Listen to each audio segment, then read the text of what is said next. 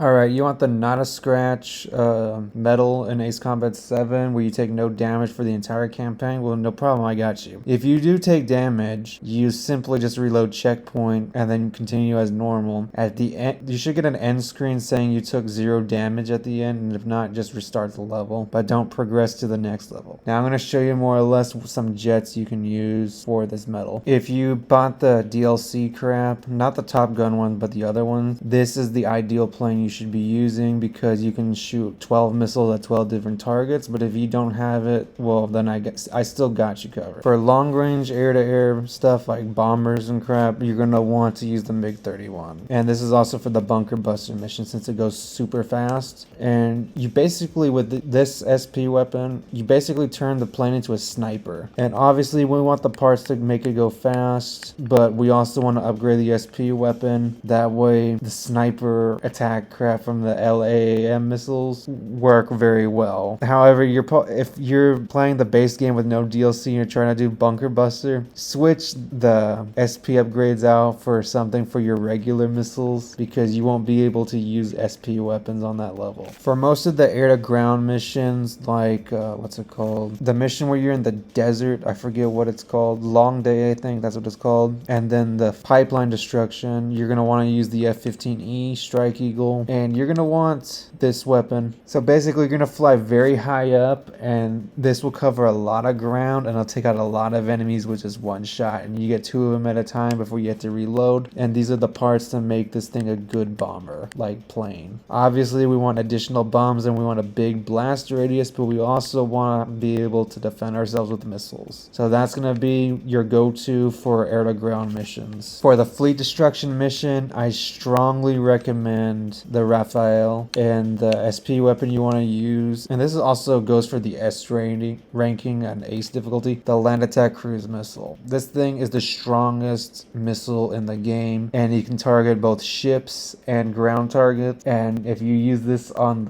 any ship, you'll sink it in most cases with just one shot. And if you use this on fleet destruction on the platforms, if you target the cores with this thing, you'll take it out in one shot each piece. So I strongly recommend this for any air-to-ground mission that the F-15E Strike Eagle can't cover. The next two, this is gonna be a trade-off based off of which one you have unlocked currently. For any air-to-air, always the F-22 Raptor. Always. And the 8 AAM, that way you can take out a bunch of air-to-air targets, 8 air-to-air targets at once. And these are the parts that I use for it. Obviously, I'm going for a stealth build, and I'm also going for just straight up air-to-air with both just the regular missiles and stuff like that. But change...